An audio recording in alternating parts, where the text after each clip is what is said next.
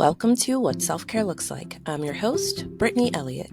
It may be hard to hear, but self-care is not spa days, a weekend getaway, or brunch with your bestie. True self-care is the practice of protecting your well-being and happiness, and it lives within your daily routine. I'm a self-care and mom life coach here to help you prioritize your needs and practice self-care in a meaningful way so you can reclaim joy in your motherhood experience. Let's get back to you.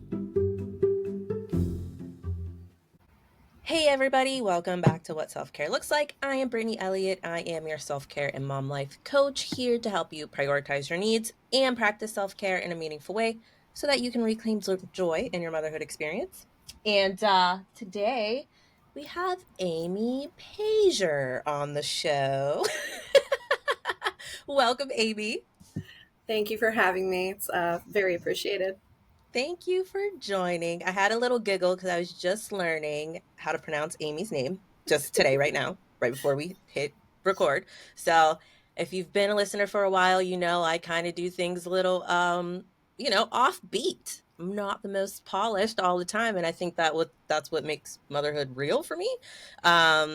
And I love to bring on guests who I have some type of connection with and who I think are just doing really great work, not just in whatever their career is, but just in motherhood and uplifting women. And Amy is definitely doing that. So she's the owner of Moments & Co., which is a photography studio, and she's a photographer there as well. And I love that you really showcase motherhood at all stages. Like, if you are, prenatal, if you're pregnant, you can come in and do your pregnancy photos there. But it really does follow the journey of not just motherhood, but like the family.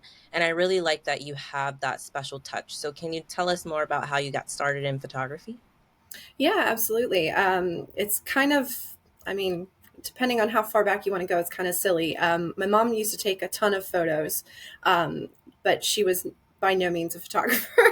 I always joke that by the time I got into middle school, I joined yearbook, and like I was able to get a shot of three girls up in a toe touch. And over the years of me doing them, she could never get me in the air. so I after high school I went into college. That's when I started getting sick from something that I didn't know, and so kind of through that journey, I switched colleges, started doing some extracurriculars, and I found that they had photography. So I took a photography class, like a black and white films, old school class kind of a thing, which was really neat to kind of see where it's come from.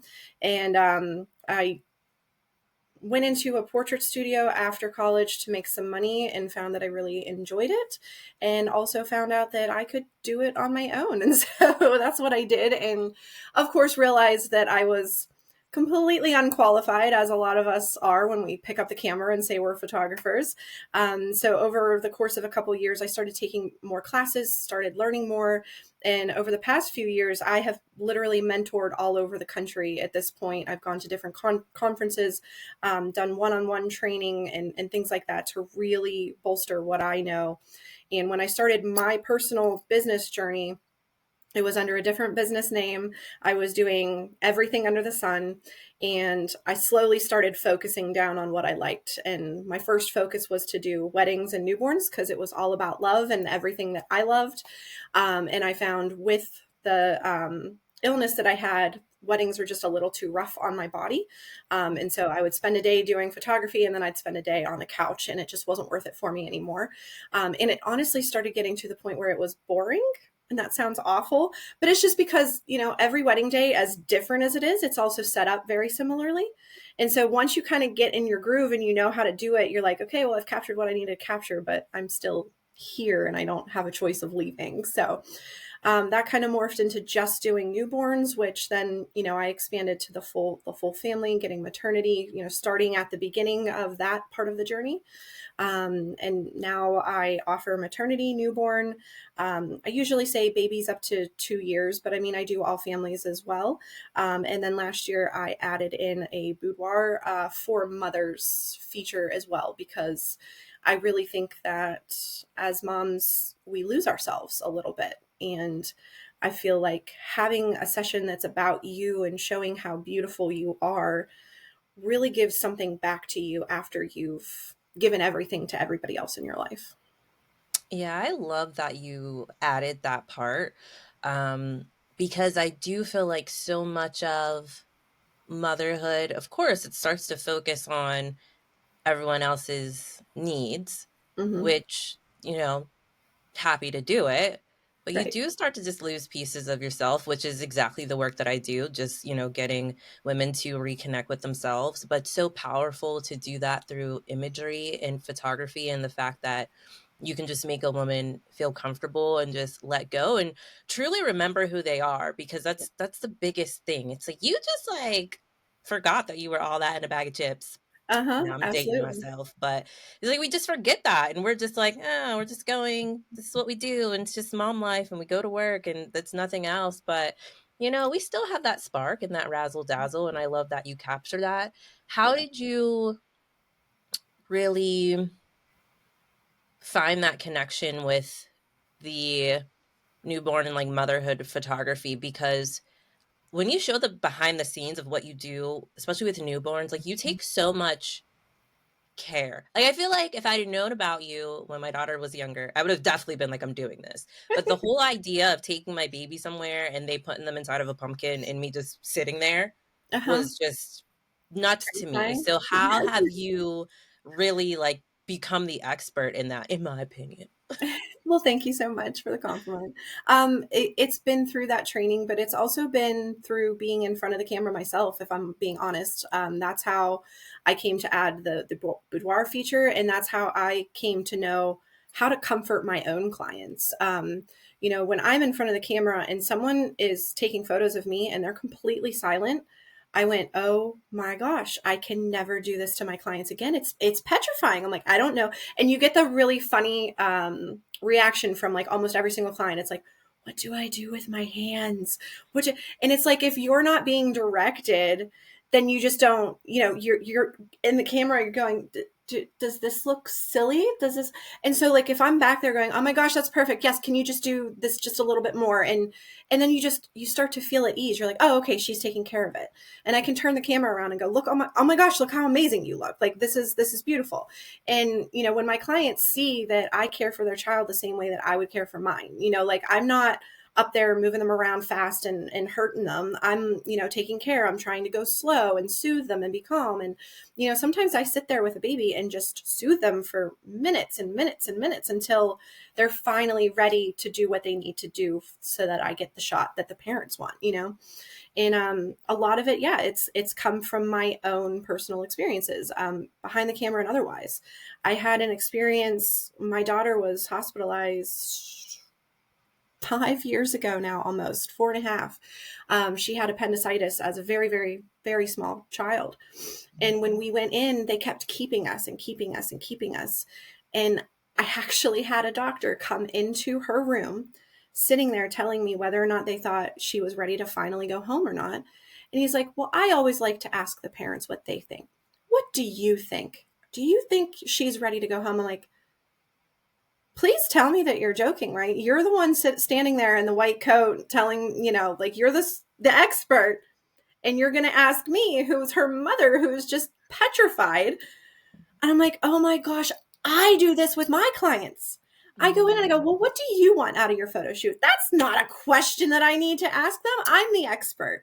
I know what they need out of the photo shoot more than they do. And it's not a rude thing. It's an experience thing. It's stuff that I've lived through. Again, it's ways that I've learned that there's better products in the industry that I can use, that I can give them, than going down to Costco and getting prints that are going to be ruined in a couple of years because the dye isn't right, and all the paper isn't archival and all that silly stuff. I'm the one that's taken the time to study it and learn it. I need to tell them and educate them, this is why you choose me. This is why you come to me. This is where I get to make you comfortable. My whole studio is set with diapers, wipes. I have, you can't see it in the thing anymore, but I have gowns so that they can dress up and look pretty. I work with a salon right down the road so they can get their hair and makeup done. Like, it's my job to make them come into my space and feel safe. And it's taken all of my own learnings to understand how to do that appropriately. Yeah, and I feel that definitely comes through in your photos. You can see the care. And, people say a picture is worth a thousand words. I think yours are worth even more than that, because they tell us a lot, like not just about the person who was photographed, but the person who was photographing them. And I think that's very, very important. And I feel like all of your photos look very unique. They have like a feel to them.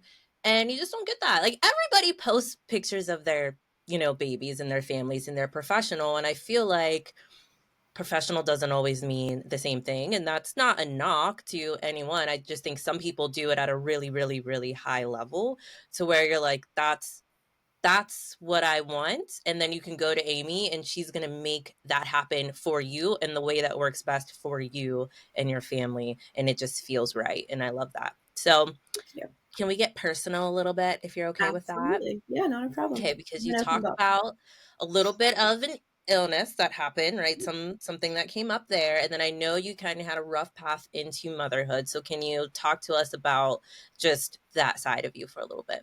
Yeah, absolutely. I always tell people I'm an open book, so you're never going to hurt me by the questions you're going to ask. So, about, oh gosh, 19 years ago now, 20 years ago, I'm dating myself horribly.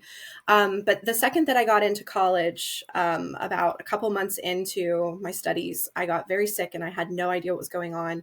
I would just get so incredibly weak all over that I could barely, I don't want to say barely move because that sounds a little dramatic, but I was having trouble pedaling my bike to class, sitting up to read my study books and stuff. And I have gone through a tremendous number of doctors and tests and being poked and prodded and trying to figure out what on earth it is. And I think it was about a year and a half ago, someone finally told me, they're like, I'm pretty sure what you have is fibromyalgia. And I'm like, but I don't Mm. have pain. Like, it doesn't feel like pain to me. And until that summer, right before she diagnosed me, that I'm like, for the first time I can say, yeah, it does feel like pain. It's just different. When someone says, "Are you in pain?" I feel like, you're keeling over, everything hurts and you're like, "Oh my gosh, like take it away."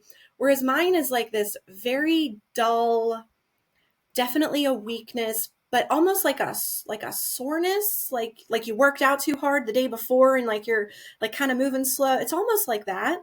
Mhm. Um, and it's usually in my extremities, mainly my legs. And so after she diagnosed me, I went to my PCP and he told me that there's such a thing with fibromyalgia. They're called trigger points. He's like, generally like a couple of points on your body that like you touch it and it hurts, period. Like, and I was like, I don't know that I have anything like that. And he's kind of like testing me all over. And I went, oh my gosh. I'm like, that's the sides of my thighs. Like, Mm. so literally from like my knee to my, almost to my hip, the whole sides of both of my thighs, they are incredibly sensitive, way more so. Like I can like rub my hands on the tops of my thighs, and then I do it on the sides and I can feel it so much deeper, even if it's the same pressure. It's just a Wow. different kind of feeling.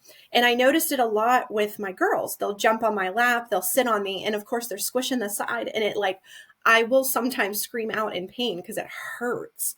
And I'm like, oh Mm. my gosh, okay. And it's like, so finally I have this thing that I can call it that I haven't been able to call it for almost 20 years.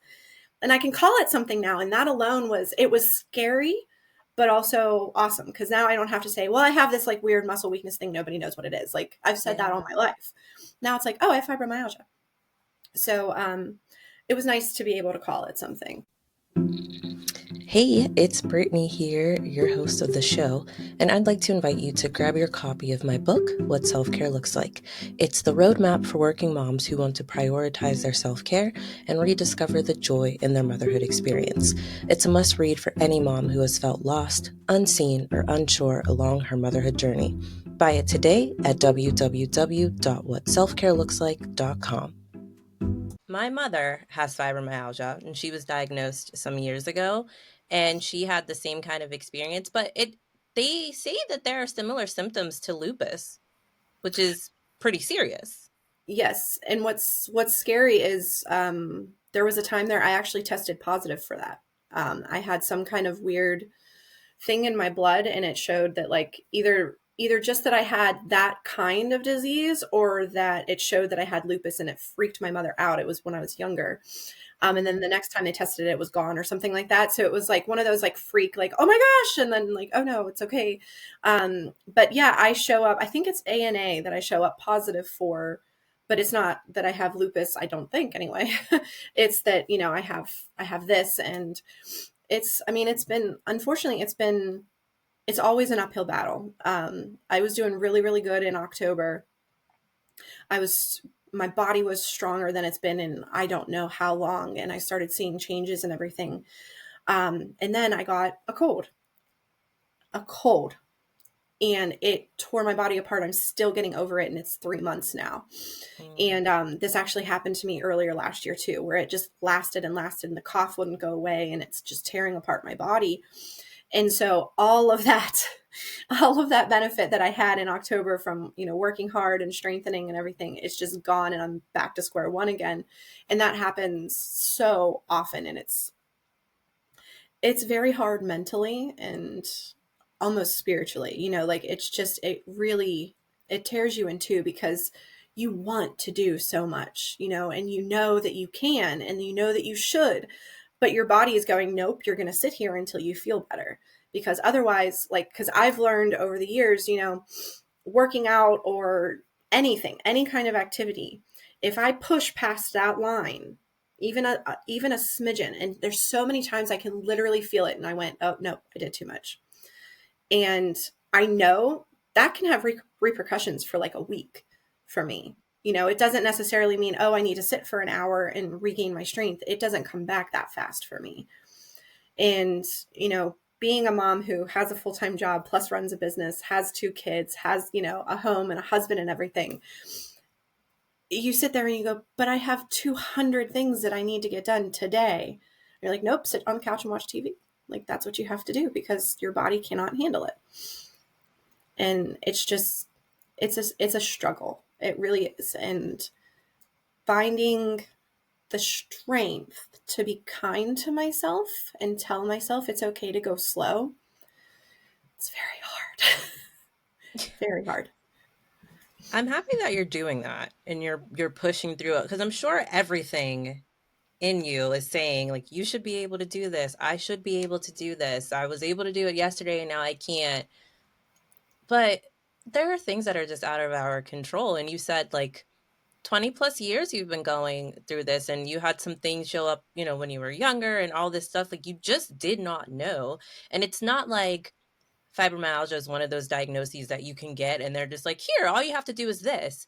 It's just about managing it, knowing your limits, and just laying your butt down when it hits. And that's very tough because it becomes unpredictable. So, how do you really show up for yourself, your family, and your business and balance these things when you know that at any moment you could just be sat down like involuntarily? Yeah. You don't. I mean, if I'm being honest, you just don't. I find myself, you know, having to tell my girls like, I'm sorry, mommy's just not strong enough to do that, and that breaks my heart. You know, I can't. I feel like it sounds very like typical or something, but like, you know, I can't stand there and push them on the swings for ages. It just wears on my body. And so there's just certain things that, you know, I have to have limitations for. And then there's sometimes that I have to sacrifice and say, you know what, I have to push past right now because they need me. Like, even if this moment seems small to me, it's big to them, and I have to push past and just do it. And I think that they've learned over the years, you know, some of the things that I'm capable of doing, and they get to be kind of conscious of that. Mhm. There's times where they have to tuck me into bed instead of me tucking them into bed, and that's always a big disappointment. And there's times that I can push past it and I can walk down the hall into their room, tuck them in, and go back to bed. And there's times that I have to look at them and say, I'm just sorry. You can see how badly I'm doing right now, and I just can't, but I love you. I will fake tuck you in here, but I can't make it to your room. Yeah. I think that you living in the honesty of it and not trying to hide it, because I feel like when we were younger, that probably would have been the thing. It's like Yeah. we, you know, our parents, our aunties, and people just would hide so many things from us Yeah. that if or when something bad would happen, we'd kind of be like blindsided. Like, what do you Yeah. mean?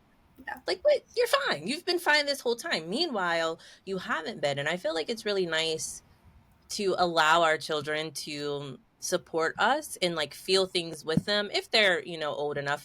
You might have to say, "You remember that time when you were sick and you had a cold and you felt like this? Well, Yeah. mommy feels like that." And I just think that that makes us more evolved as parents, more open as parents, and it just gives us opportunities to just be real humans and just Yeah. say, "Hey, there are things that I really really want to do for you right now and I can't. So let's see what I can do. Let's make Yeah. this work and shake." So I love that you're giving yourself grace and being kind to yourself, because I'm sure I can find somebody online to be mean to you if you just want somebody to be mean to you. It shouldn't be you. Don't be Yeah. mean to yourself. So Well, how old are your kids? so they're, oh, sorry, they just had birthdays, 7 and 8, very close to 9. I got very used to saying 6 and 8, 6 and 8, 6 and 8, but they're 7 and 8 now, almost 9. And then I have one in heaven who just turned 10. Um, that was actually my introduction into motherhood. And this is, talking about honesty and stuff. I think that it helps our kids to learn how to be humans immediately instead of waiting until they're adults and have to experience it themselves and learn. When we're honest with them and we show them, they can learn how to be kind to people who are struggling. They can learn how to deal with hardships and learn how to hear the word no, um, hear that unfortunately not every single thing that they want and dream and desire and need is going to be handed to them immediately, and that's not a fun lesson that we want to teach them. But the real world is the real world, and when they get out there, we don't want them to have only experienced sunshine, rainbow, and lollipops, right? We want them to have seen, hey, this is difficult, but you know what? You're strong enough to get through it, and there's people around you who love you, who can support you and help you and get you through it. Um, so we were very blessed that we had that when we lost our first. I was 30 weeks pregnant. I had actually just gotten past the point where if something did happen, it was very likely that, through NICU and things like that, that she'd survive. And so we kind of finally got a little comfortable. Like I said, it was our very first pregnancy. And we were very healthy. I was in where I was supposed to be, like weight wise and stuff. Everything was going well. And one morning at work, I realized it was a while since I had felt her move. And did what you're supposed to do as mom. You drink something with sugar or whatever, you eat some chocolate, you go for a walk, and none of those had worked. So I went into the doctors and, they did some tests, wanted to take me over to the hospital, and I could see on the screen it was wrong. Um, the nurses aren't allowed to tell you anything. They have to have a doctor come in. So they, left me alone and came in to tell me. And it was like being in a movie, where you just lose it. She's 30 weeks, so I had to deliver her, and I just didn't think I could. And we were, excuse me, sorry, we were blessed with the right doctors at every step that we needed, because we didn't have just one, we had a group. And, the doctor that told me was one of those like old school tell it like it is doctors, and that's what I needed at the time. And we had amazing nurses who took very good care of me. And I am so incredibly blessed because one of the nurses insisted that we have another nurse come in to take photos after she was born. And we were so distraught and didn't know what to expect and freaked out and, just said that we just didn't think that we could. We didn't know that we could. And it was like a rule in our room. Nobody was to take pictures on a cell phone of her because we just didn't think it was right. It didn't feel right to have a picture of her on a cell phone like that. And she was born and she was just so beautiful. She was 3 pounds, 4 ounces, beautifully pink, and really nothing wrong with her. She looked so gorgeous. She was just very small. It was like holding a loaf of bread. And So we got to spend time with her, which was really nice. We got to hold her, and uh, we got to bring our family in so they could hold her too. And I'm so blessed that we have images of her now. You know, I I would hate myself if we didn't have those. And I'm so glad that we do. And that is something that we have shared with our daughters now as well, that they have an older sister that's in heaven. They know her name. They each have her name. So her name was Liliana Grace.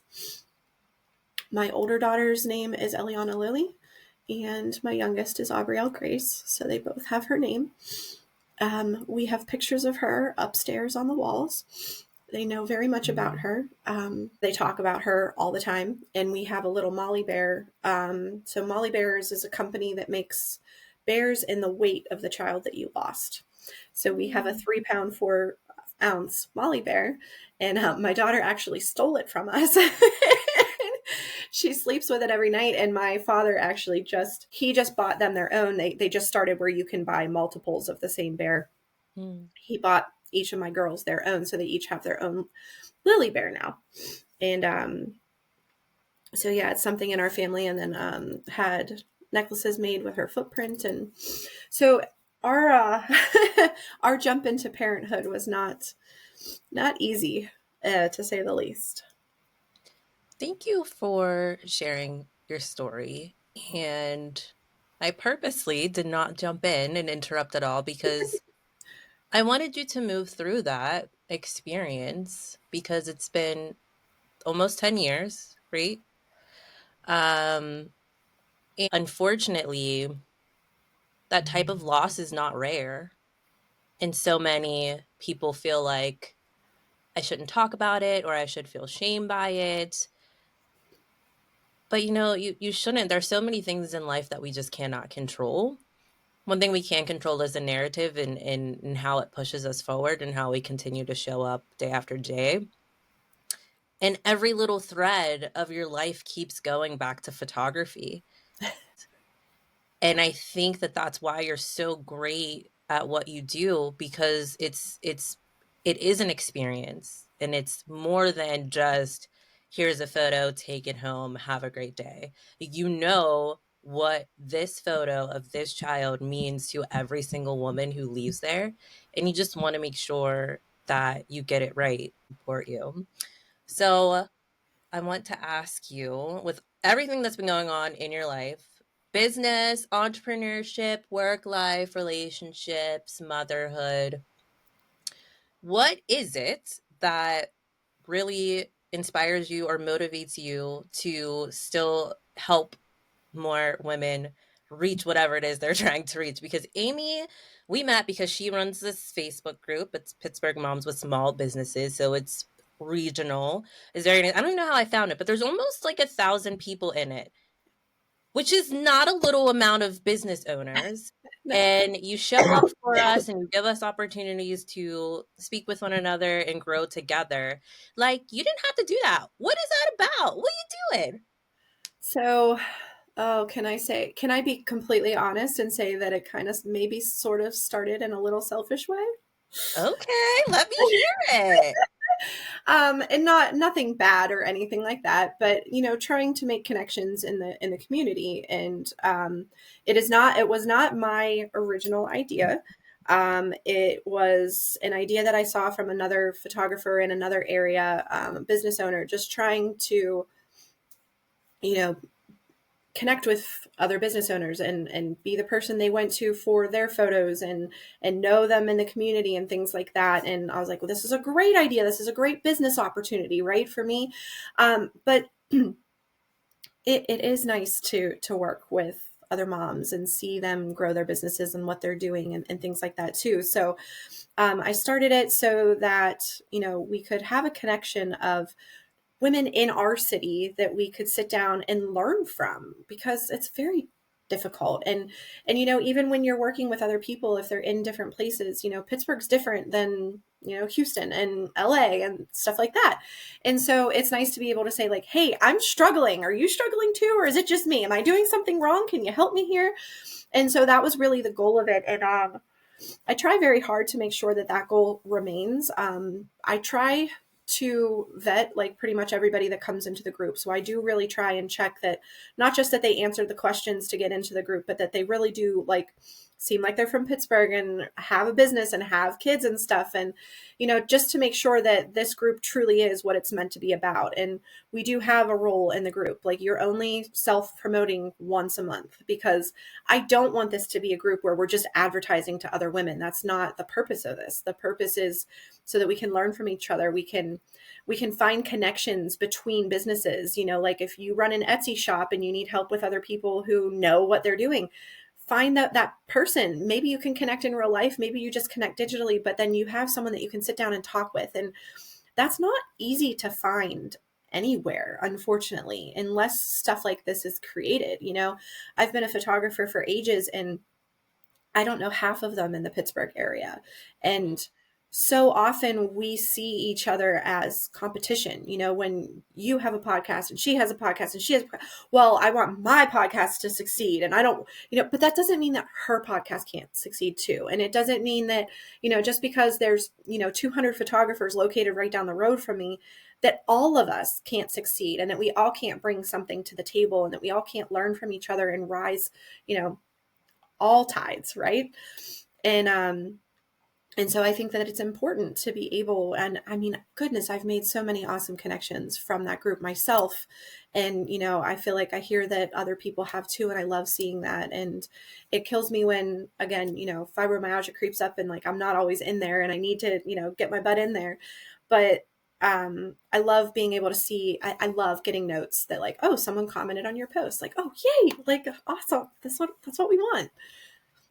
Yeah, just building that community. And I think that you have a lot of ways to have an impact. And I think that that's kind of one of the ways that you are managing with your fibromyalgia. Like you're creating a lot of opportunities to, make your mark on the world. They may not be the big goal, but I feel like we are all here. We're making some type of imprint on somebody, and you're leaving little trails of you here for us. And I will tell you that I tried to start a Facebook group like when I first started my business, and it was a dud.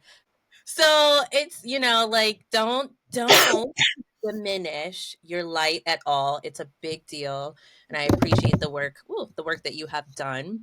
Um and I hope that anybody who's in the area locally just comes to see you and get some photographs done. And where can people find you, Amy, so that they can book with you, see your work, and all the things? Yeah, absolutely. So I'm again, I'm Moments and Co. My studio itself is located in North Huntingdon. Online everywhere, I'm pretty much Moments and Co. Studio. AND, not ampersand.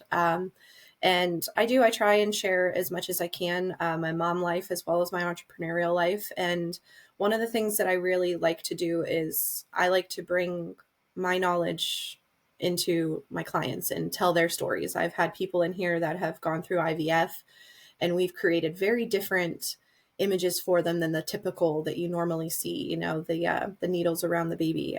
We actually created jewelry for mom and did a maternity photo that way, where I made a crown out of her needles instead of that, to show how powerful it is that what they go through.